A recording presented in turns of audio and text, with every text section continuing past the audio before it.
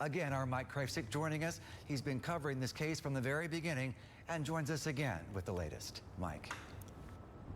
Jurors returning a verdict after about 8 hours of deliberation inside this federal courthouse. The guilty verdicts coming on the same day as the governor's birthday. And state officials say the fine is believed to be the largest connected to a commercial diving incident in the state's history. It's an L file, Mike. Yeah, Andy, we have quite a few pages, 365 to be exact, back from that Freedom of Information request. Neighbors certainly shaken up at this hour. You could see police tape surrounding this home on 8th Street, not far from M86. The tree limb broke off of this tree before it smashed on to the teen's car as he was traveling this direction.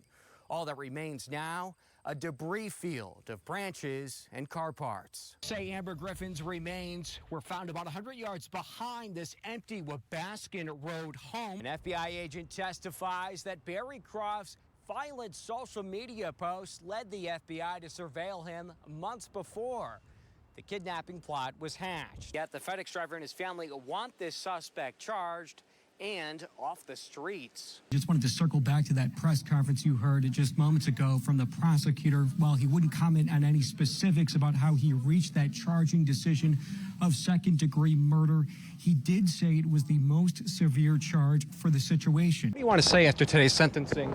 Are you glad it's over? No. Why not? I got nothing to say, sir. You claimed at the time it was consensual. Do you still stand behind those claims? Got nothing to say, sir. Would you think this treatment was medically necessary? Don't talk to him. Don't talk. Are you accusing the FBI flat out of lying? Are you going to take the stand, Mr. Robeson? He's not going to say anything, you guys. Just Talk about how different this could be if you guys don't have that cell phone video. Did you go too far in questioning suicidal thoughts that Frank's had? Just wanted a chance to ask you a few questions. Bucco declined multiple requests to talk to us, including when we showed up at his church. Do you believe Linda and what happened to her? Well, like I said, no comment at this point. Stop is now charged with murder in the second degree. News Channel 3's Mike Krafcik is joining us from the Michigan State Police Post in Walker, just outside of Grand Rapids, after hearing from the prosecutor on this decision today, along with the rest of us. Mike. Yeah, Andy, and Kent County Prosecutor Chris Becker says this wasn't a quick decision or one that was made lightly. He says community feedback had been split on whether or not to charge the Grand Rapids officer.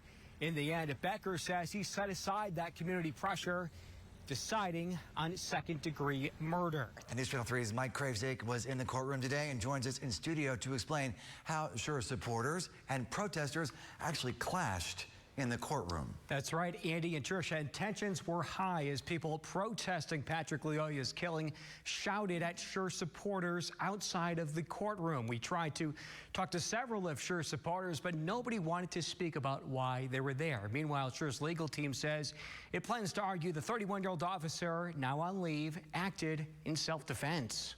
Murder was happening in the streets of Grand Rapids. Protesters swarming outside a Kent County courtroom this afternoon. Justice for Patrick. As inside, dozens of supporters, including Christopher Sure's parents, all packing the courtroom for Sure's formal arraignment. April 4, 2022, that you did with the intent to kill. The 31-year-old officer facing a second-degree murder charge and the death of 26-year-old Patrick Lyoya. Defense admits that Officer Sure on this charge was justified. In Lyoya's final moments caught on camera, Sure is seen on video shooting the 26-year-old once in the head, following a struggle over the officer's taser.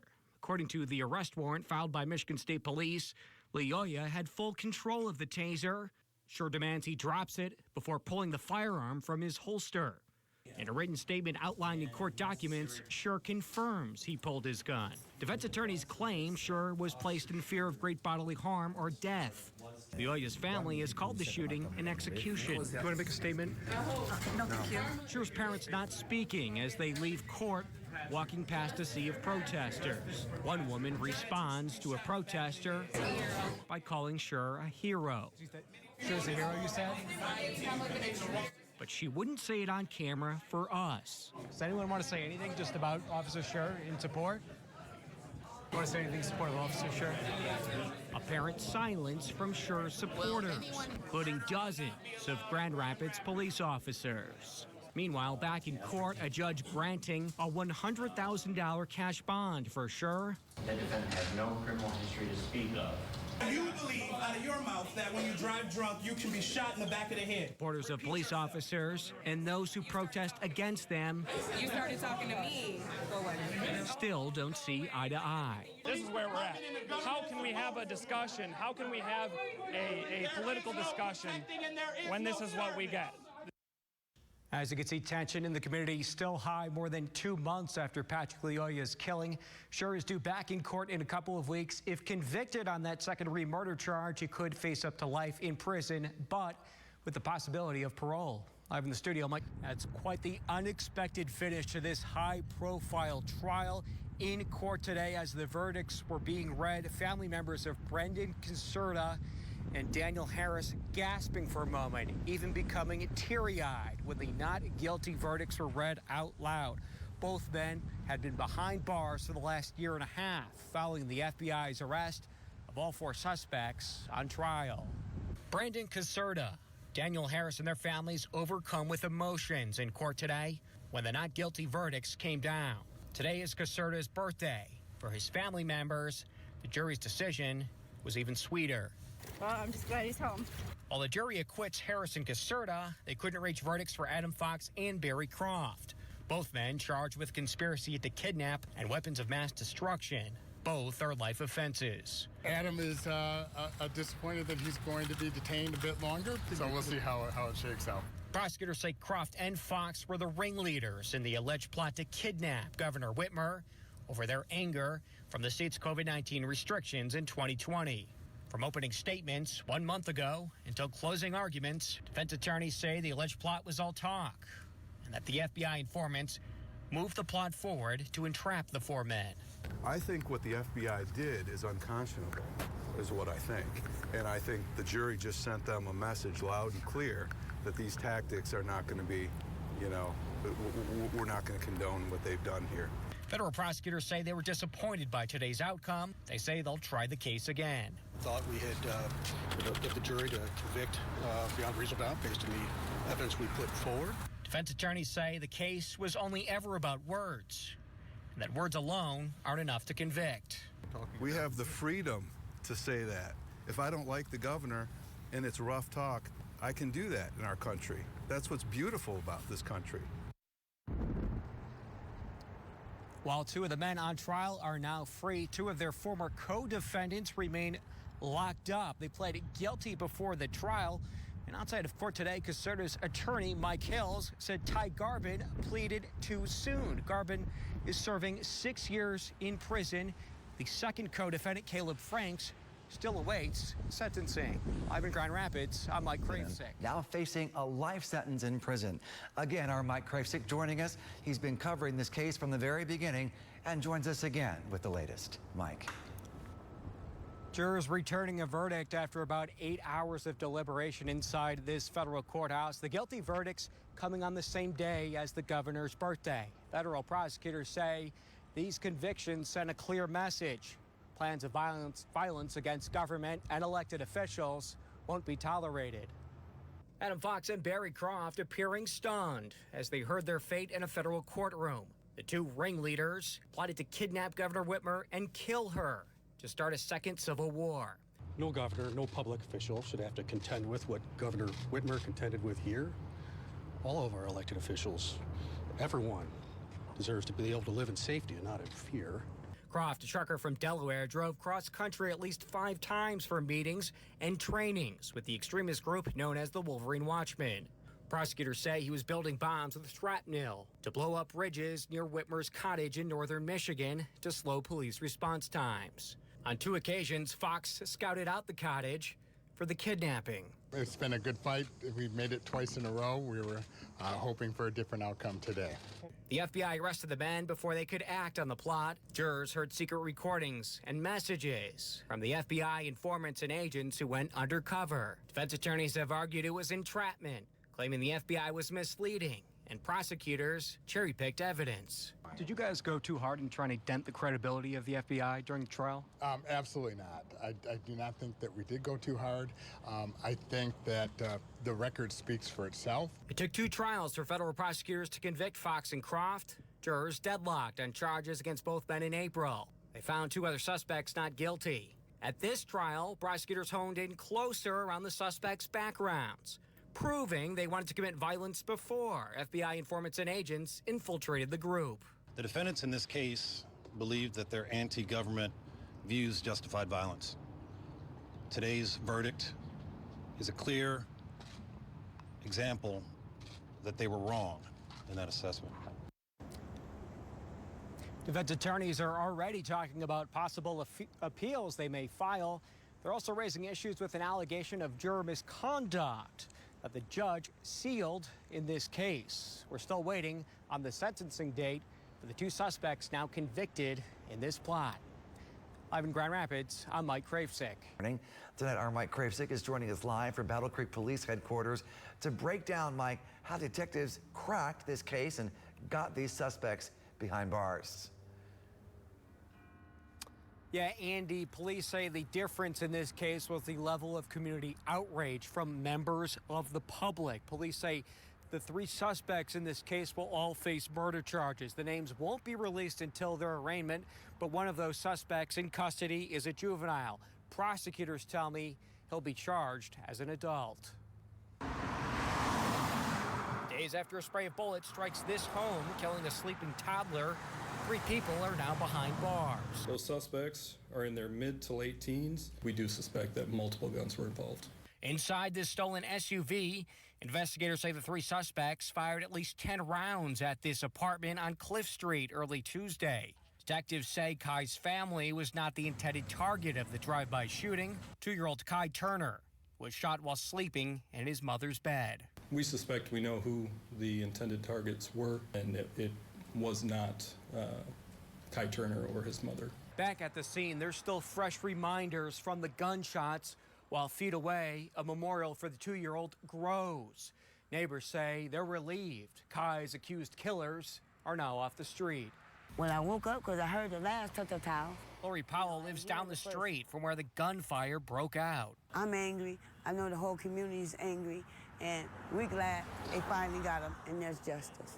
Kai's grandmother continues to mourn his loss. A senseless tragedy, taking the life of a sweet, curious little boy. He would have become a musician. He was around instruments and music his whole life, and he loved to dance too. Police say they found weapons, ammunition, and other items when 3 suspects were arrested. One was picked up in the Detroit area late last night. Detectives say the community came together. The outrage from the community with this specific crime was significant, and that's why we saw such an outpouring of information, people willing to help and wanting to help. All 3 suspects are either booked at the Calhoun County Jail or Juvenile Detention Center. Prosecutors expect to authorize those murder charges on Monday. Now, these arrests come as Kai's family prepares for a funeral. The 2-year-old will be laid to rest tomorrow. Live in Battle Creek, Mike Krafcik, News Channel. Church is facing scrutiny over allegations of inappropriate sexual conduct and stalking by a former church youth group leader.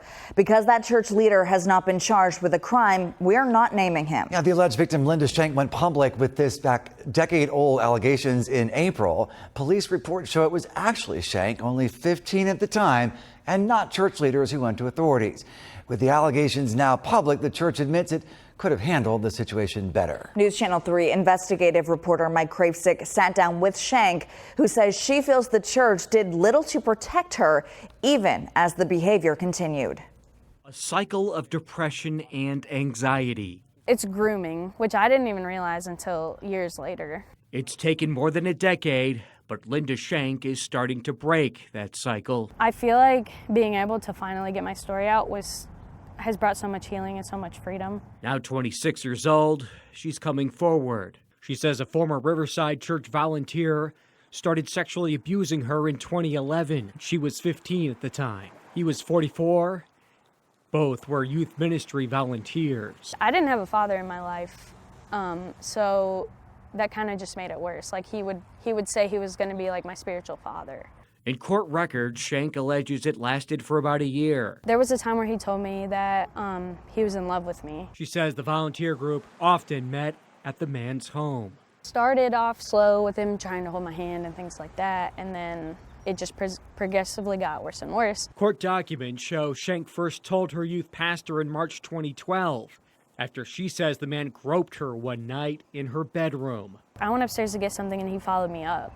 And that was when he sort of grabbed me into a hug, but he was like pushing his pelvis against me, started to kiss my neck and stuff, and was groping me. Following the incident, the church removed the volunteer from the youth ministry. Shank's former youth pastor wrote in a recent open letter that he reported the abuse to Riverside senior pastor Paul Bucco.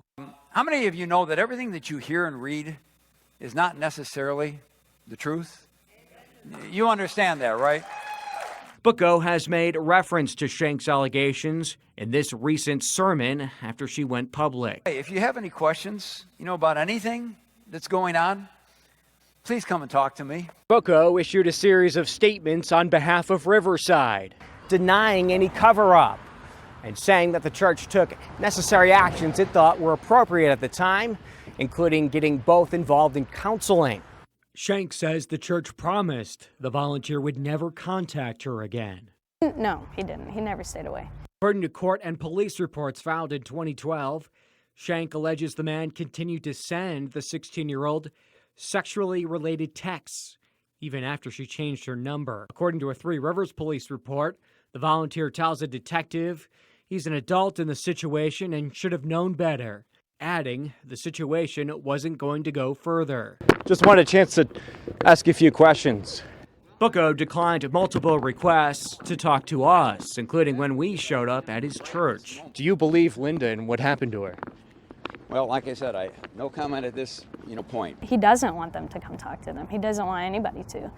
Shank says she was left alone until she got a call out of the blue when she was home on Christmas break in 2015. She was 19 at the time. He had called me and he was like, we should try to meet up somewhere. And he was like, I can assure you I'm not going to try to do anything to you. I just want to talk to you. So I agreed to meet with him. According to a St. Joseph County Sheriff's Office report, Shank says the man sexually assaulted her in his car. He attacked me. He was on top of me. And from that point until it was over, I just sort of laid there frozen. The volunteer told detectives it was consensual. He was never charged. The now former St. Joseph County prosecutor John McDonough wrote Shank was put in a horrible situation in his review of the case. McDonough noted there wasn't enough evidence to prove the contact was not consensual. Following the incident, a judge granted Shank a second PPO against the man. I feel like if the church had done more, actually tried to report it, actually made him leave or something, some kind of punishment, he wouldn't have continued to try to pursue me for 5 years later. The man continued to volunteer at Riverside following both abuse allegations. According to this Riverside Facebook post in 2017, the church praises him for his volunteer work in the church's tech booth. That just blew my mind. That's just crazy. The current St. Joseph County prosecutor David Marvin tells me he has no plans to pursue criminal charges, saying he agreed with his predecessor's 2016 decision not to charge based on a lack of evidence. We reached out to the volunteer. He declined to talk to us through his attorney. For the News Channel 3i team, I'm Mike Krafcik. Accused of stealing painkillers from a drug drop-off bin and then reselling the pills. The Michigan Attorney General's office is weighing criminal charges tonight, more than 2 months after we first told you about a criminal probe that had been opened into Hartford Police Chief Tressa Beltran. News Channel 3's Mike Krafcik got his hands on the unsealed search warrants and gives us a better look tonight at what Beltran is accused of doing, Mike. Yeah, Andy, and the police chief is accused of stealing and selling drugs from a program designed to take those drugs off the street. The investigation centers around Red Med Box. You'll find the collection boxes all across police departments across the country, and of course in West Michigan. The drugs are left inside and meant to be destroyed. Investigators dropped off a bottle of painkillers at the Hartford Police Department. Each pill marked, and when detectives came back, they say at least 24 pills are missing. One bottle completely empty. Investigators say they started looking into Hartford Chief Tressa Beltran after getting an anonymous tip she was possibly involved with using and dealing painkillers at the police station. According to the information used to grant a search warrant, Van Buren County drug detectives dropped off hydrocodone prescription pain pills at Hartford PD's Red Med box. Days later, investigators came to ask Beltran where the missing drugs were. According to court documents, she tells detectives the pills were in the evidence room, then tells them to wait 15 minutes. Investigators say they watched as Beltran drove away before returning with the drugs in an unsecured bag. Investigators say the chief is the only member at Hartford PD with the key to get into the collection box. My client right now is anxiously awaiting the results of the investigation and maintains her innocence. Beltran has been on paid administrative leave since the day of the search over 2 months ago. She's been with the Hartford Police Department for 33 years, named chief in 2016. Her attorney is Don Sopanos. I think the Attorney General wants the case, if there is one, as neat and tight as possible to make their job easier, and I think that she's going to take her time in making this decision. The Van Buren County Sheriff's Office says it's responsible for destroying the drugs collected in the boxes at local police departments, including in Hartford. Investigative documents show Beltran was telling a detective she sometimes empties the container of collected drugs in the office where everyone has access to them. Quote, "If I were a suspicious girl, I would think Lucas was setting me up," Beltran says, referring to one of the investigators. And the Hartford City Manager says Beltran will remain on leave until the investigation is complete. The Michigan Attorney General's office is now investigating. Live in the studio, Mike Krafcik, News Channel 3.